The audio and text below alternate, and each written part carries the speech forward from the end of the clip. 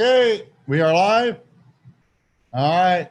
It's hodl, Huddle, hodl, huddle, hodl. Save, save, save. Builder, builder, builder. Sound money. Sound money. It's ugly old goat here. And this, you guys are being honored to be in the pilot premiere show of Ugly Old Goat and Flip Flop Ron. That's right. And guys, we just Ron is a Ugly Old Goat lifetime member, and he just came down to visit. And you know, very rarely do you meet people in life where you kind of almost immediately start relating life stories, but we did, Right. and we decided, you know what? We can't keep this a secret. We need to share our experience because we made so many stupid mistakes. That's right. That, you know, we're really kind of the clowns in the Bitcoin community. Right. But hopefully, you know, at least lately we've made a few right steps. That's right. And Ron's actually, I've only gone broke once, and you've done it how many? 3 times. Yeah, 3 times. So, but who's counting? Yeah, who's counting? So this is all about money management, and it's not just in trading, because the same principles that I teach in trading is what we've both learned in real life. So we want to share that with you guys, especially you youngsters out there, because we know we don't, well, we know a few things, but not very much. And so that's where we want to focus. So this is our pilot episode. How many people do we have watching? We're at 16. All right.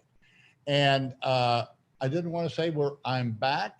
I did purchase a little bit of Bitcoin on the dip. I'm kind of really excited, more excited about buying gold right now. But there's no reason to think Bitcoin isn't going up. It's just I have too much company in the market right now, so I'm not real comfortable. And the whole thing is money management. So the difference between me now, when I ran basically $5,000 into over about 350,000, is that I'm 71 years old and I'm wise enough to take it off the table. Right. Whereas when I was 23, I was going to be a rock star. Yeah, I'd be a rock star, and I was going to be, you know, I was going to be the next, I don't know. Well, I was competing. I thought I did liken myself to Gates and who's the Apple guy? Wozniak or Steve Jobs. Steve Jobs, yeah. But needless to say, that didn't happen. Oh, when it's done, I need to take you upstairs and show you what I was doing way back when. Right. Okay. So, because I do have a brochure on that. So I just want to say I'm back. We want to do this pilot episode. You guys kind of rate us. It's new. We're going to try and just relate our practical experience, and also maybe have one little homily on, you know, what we should be doing in the market. So our goal today is kind of teach you a little bit about establishing a position, which I just did, and also using goat stops.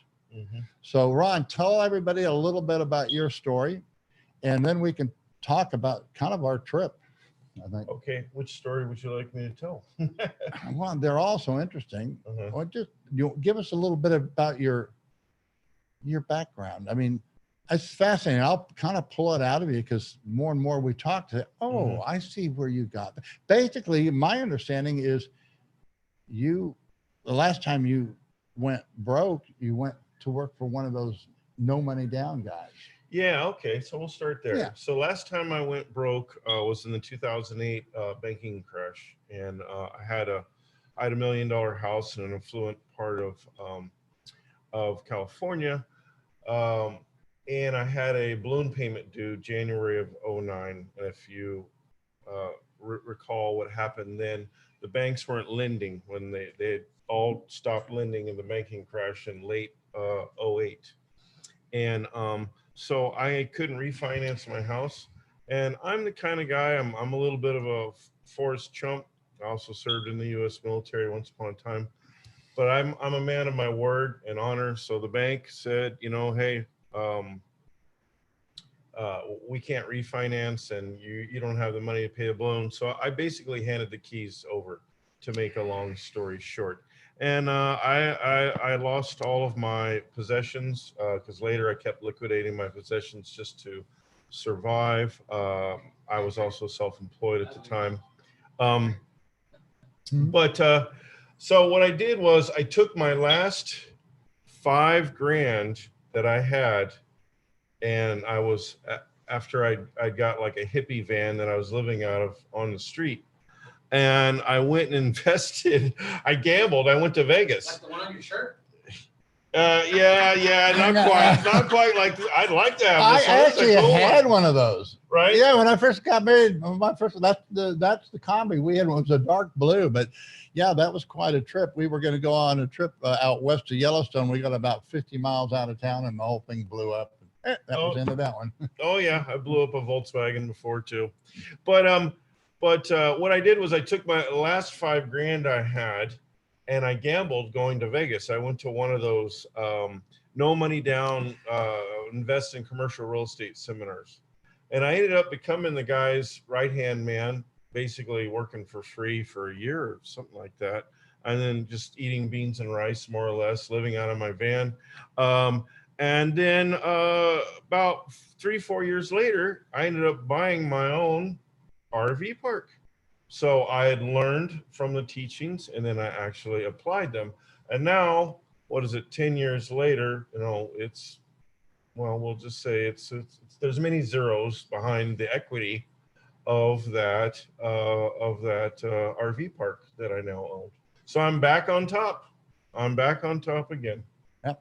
That's what it is. And guys, that's the one thing that I feel is my goal, and that I think the future of Bitcoin is. I think you can talk all this monetary theory and all that stuff about whether or not it's going to be cash or something. But what I see is the next major wave is there's two kinds of entrepreneurs in the world. Mm-hmm. And there's ones that have Bitcoin, Mm-hmm.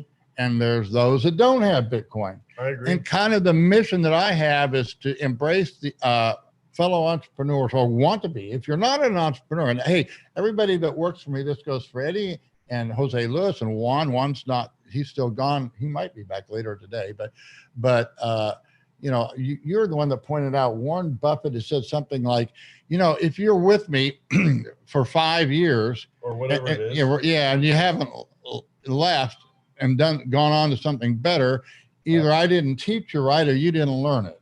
Right, exactly. And so that's sort of what it is here too. I mean, and you can keep those as lifelong friends, but that doesn't always work. Mm-hmm. So you bought this trailer park, and you didn't have any money. So how did you buy it, and who did you buy it from, and how did that all work out? Can you shared that with me just yesterday? It's a good story. Well, I had, the catchphrase, buy real estate with no money down. Well, there's a little bit of bullshit to that. What it means is that none of your own money. You might have other investors that may put the down payment down or may finance the deal. And I actually did find another investor to put the down payment down. And then I had talked the previous owner into seller financing, because my credit was all screwed up. I bought this park in 2013. I lost everything in 2009. It's only 4 years later, and my credit was still trashed. So that was the only way I could buy the real estate. So had somebody believe me, and then I commenced to working and got the park cleaned up and was able to refinance it somewhere around 2016. And then I paid off all the former owner and the investor. And the park is 100% mine now, and it's done nothing but go up and up and up and up. But what I learned was that I didn't learn in my 20s in one of my earlier businesses, had the Lambo mentality. Every time I made a lot of money, I would run out and buy some expensive toy. Is that this time I just kept reinvesting, and I kept acting like I'm a pauper. Look, my shorts, I don't know if you can see them on the screen. My shorts are all ripped up. Okay. I don't care. It doesn't matter to me. If I want to buy a material possession, I will, but it's not because I need to. So I kept reinvesting, and I'm being more using money management in the commercial real estate arena, if you will. and being conservative with my funds so that I don't get ruined again. Now, you had some you know, obstacles along the way. Can you explain it? What was probably the biggest obstacle for the first, I don't know, 5 or 10 years? Nah. Well, this was something you can't foresee. So here's another thing in life: you can't foresee You never everything, know what's going to right? happen. All right. So the former owner had an interesting business model that I had found out about later after I bought the park, and his business model was sell the park to out-of-state investors, and then when they're gone, he would sabotage the park. Like, you remember the old Scooby-Doo episodes with the mystery machine? Well, he was that owner, and he was cutting electrical wires, he was breaking plumbing, he was jamming the sewer, he was poisoning my tenants' dogs, he was pouring hot grease on my tenants' cats, he lit a he was the ghost in real life. He lit a 4-alarm fire. I could go on and on, but I just I kept my cool, and then because believe me, I wanted to do the old-fashioned way of justice, but I just kept my cool and I stayed centered, kind of like trading. You can't do revenge trading, right? No. You can't lose your cool and say, "Oh, I'll teach you." No, keep your cool. You move back. You maybe idle down a little bit. The exact opposite of what you want to do, like choke your computer or the former owner, right? You don't choke your computer. You don't bust it. You walk away. You idle down a little bit. So I hope kind of that's what I taught by me disappearing. I know maybe a few of you felt abandoned, but there's a great lesson in this. The difference between me, again, I don't know if I'm repeating myself, if I said this before or not, but the difference between me running 5,000 into 350,000 in the last 6 months is the only difference between now and when I was 23 is I didn't take it off the table. I was going to be a millionaire by the fall, and I was going to be a Stephen Jobs by the end of the year. Right. I mean, I was Gates, and I really didn't think that much of Gates or Jobs because the ugly old goat was going to you were going to smoke them all. That's right. So that's the youngster mentality, and some of us have to, I finally, prison was a good it's a way to learn, guys. Yeah. And you can avoid the problems. And now this is not your first rodeo either. We can go to that later. But this is why Ron was very interested in money management. He's kept wanting to pull it out of me. Well, what do you do? And I said, Ron, everything that you're telling me, you've already got it. You're doing it. You've learned it. Yeah. And he goes, I think I have. Right. Yeah. You can apply money management to many areas of your life, not just trading. It could be in real estate or I don't know, dealing with your wife. There's lots of look. Believe me, both of us could go buy Lambos if we wanted to right now. No problem. So he goes and gets an F-250 and a Razor, and I get a little motorcycle. No, we got that. F-250 was last year. We got two Razors. I mean, everything's relative. I suppose if you got 250 million, or whatever, and the lady's building go buy your Lambos if that's what trips your trigger. But a lot of people have it backwards. You don't get the Lambo if that's what you want. You don't get the toy unless it's a very small, kind of like trading. Yeah, a very small percentage of your equity. And if you notice, conservative, right? My reward was still a very small percentage of what I've pulled out of the market this year. Yeah. And my goodness, did we have fun? And we got wrecked. And didn't get ruined. No. And we went swimming. Post that, and we all went swimming with the whale shark. So that was an accomplishment. Yeah, we were gone, I don't know, 4 days or something. I don't even know, 4 or 5 days. Lost track of time. We managed to get wrecked. I dumped my motorcycle. He flipped his Razor on the side in a remote beach in the middle of nowhere. Yeah. But we didn't get ruined. We went and we were able to salvage both vehicles, get them both back on the road. Didn't get ruined.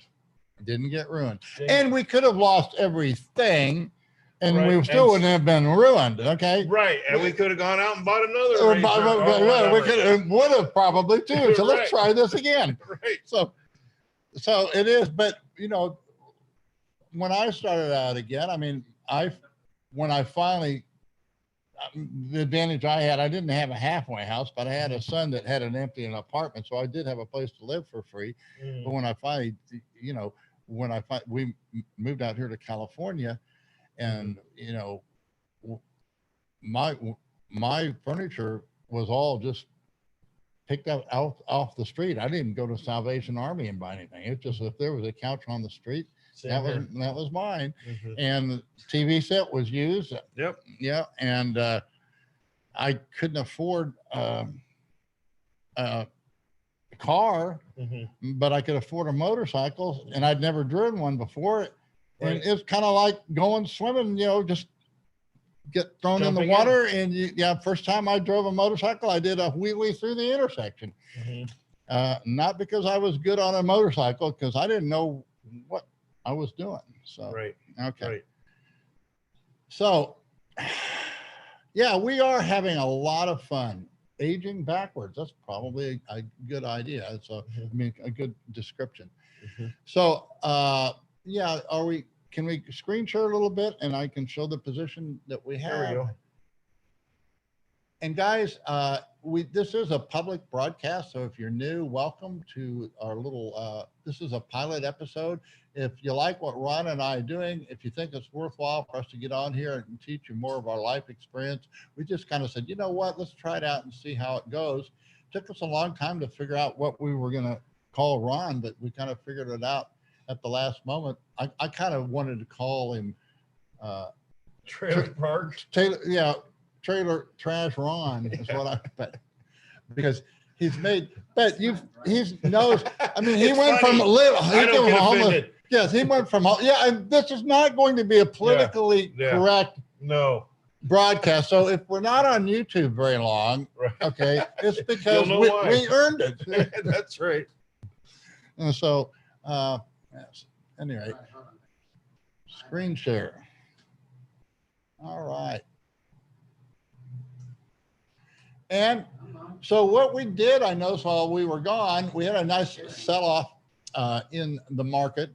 I established a very small position relative to what I had. And today we're going to talk a little bit about the goat stop. So pull it down so you can see my position a little bit down. Yeah, there you go. There you go. Okay, so you can see I got a little profit all the way around, but I had an order in there last night. I got filled, and I said, you know what? That's a pretty decent order. I'll try and pick up all 4 months. So I did, and I'm not real excited about the market, and that's why I use goat stops. I'm scaling in. I think if you notice some of the alts, this move was kind of led by the alts. And I think Litecoin, Bitcoin Cash, and XRP all took out last week's lows. Neither Ethereum nor Bitcoin did. And so that was the key. I don't think they will now. I'm betting. The reason I wanted to get in a position is there's just too great a likelihood that this market's not going to break anymore. But if it does break, I'm still a buyer. I'm not going to get stopped out, except substantial. In fact, if you look at my liquidation prices, they're way down there. So we go and start breaking last week's lows, I'll probably double down, and we'll see, if we can slowly build. And that way I've established a position again. Things I don't like about this market is the contango is, it's a little bit high, but not unreasonable if we go into a bull market. What I really don't like is the strength of the alts, and I'm very suspicious of this rally, especially for Ethereum. I think Ethereum could have a black swan event at any time between now and the end of October, and I think it will have an effect on Bitcoin. And I don't want to be I misplayed. I mean, I went short the Ethereum. I actually, if you look at what I got out, I lost 8.5 Bitcoin on an Ethereum position that really wasn't that big. But I made it up because I had a very large Bitcoin position. But I trimmed that, and then the equity started to dip, and I said, you know what? I'll stop the bleeding. I've had enough. I've taken. I don't think too many people have taken out 50x for the year, and I don't know of anybody that publishes all their trades. So that's what we want to do, which is another idea. I don't know what we're going to do for promotions, but we're thinking about, because I really don't know where the market is going, and so and there's all these little short-term trading competitions.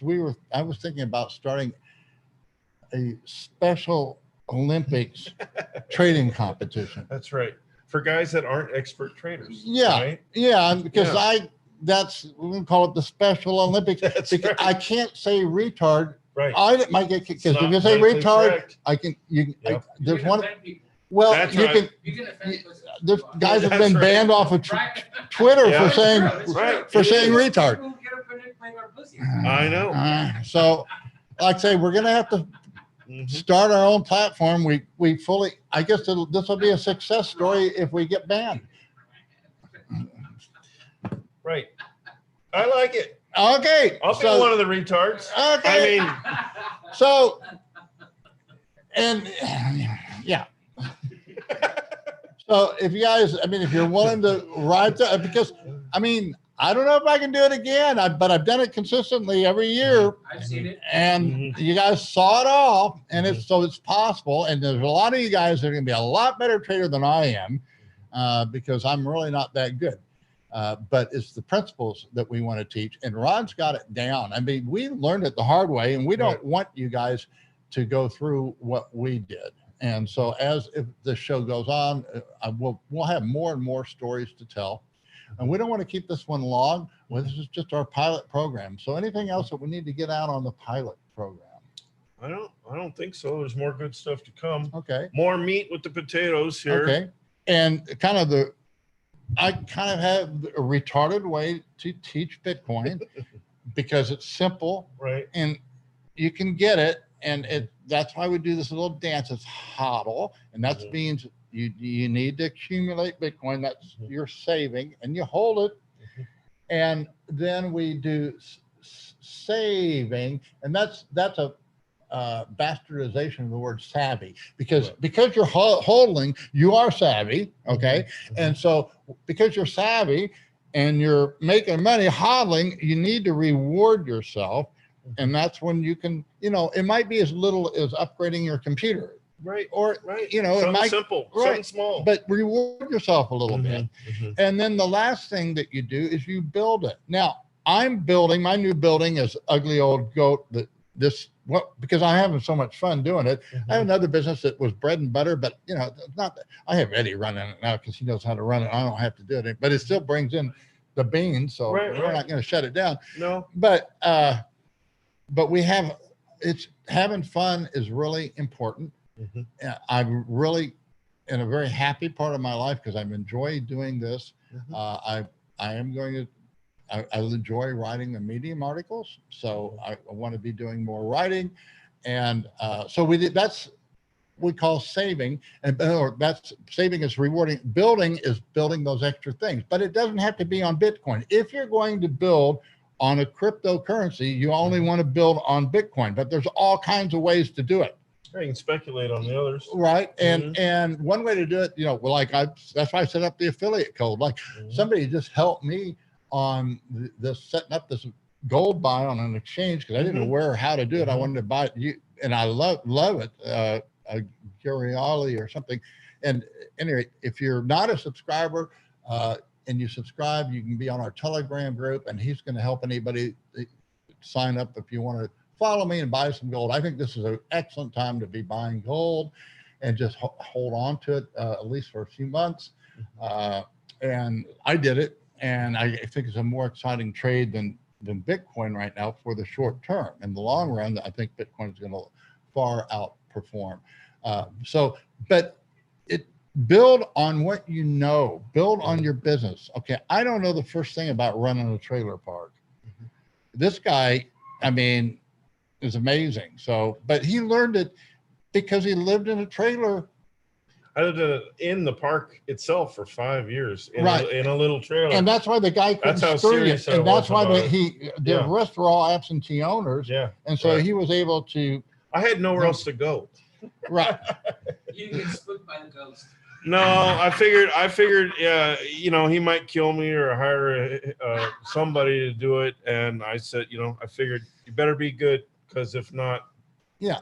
And the rest of them that were always, he was able to repossess the property. Because they were out of state. They were out of state. And it was inconvenient for them to mess with it. So. For me, I had nowhere else to go. So he got screwed. That's right. That's right.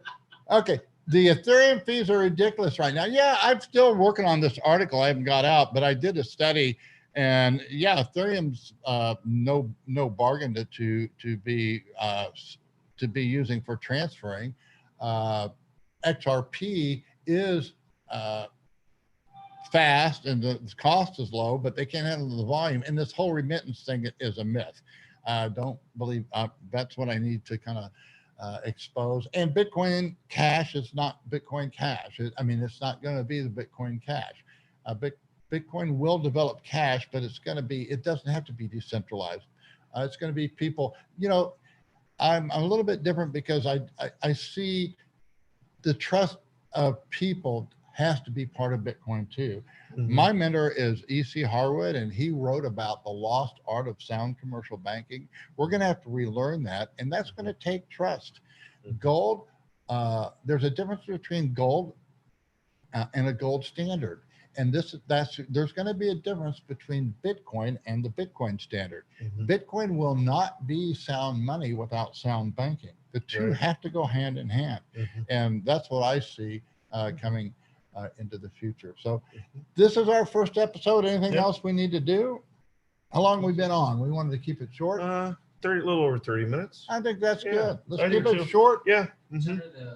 Any questions? Anybody got a question? Okay. 45. Mm-hmm. Yeah. Okay. All right. Okay. Ethereum token called Chainlink has overtaken Bcash and Bitcoin. Mm-hmm. Fictoshi's vision. All right. Okay. Yep. All right, guys. I hope you enjoyed this, watching us as much as we enjoy doing this. And Ron's here now. We'll be doing this remotely, and we'll discuss how we're going to do it, and maybe have a set time every week or something. Mm-hmm.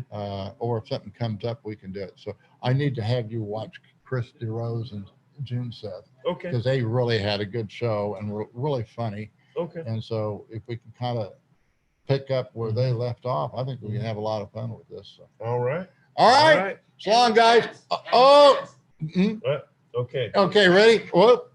Let me put this down. There we go. Hodl, hodl, hodl. Save, save, save. Build a. Sound money. Sound money. That's actually, we have some footsteps we can do with it, but these chairs, we'll do that one. Yeah. Okay. And hopefully we'll be doing if we succeed in this vision of ours, we might even do a world tour. Yeah. Who knows? Yes. Training class, whatnot. Yeah. Mm-hmm. So, all right, guys, thanks for tuning in.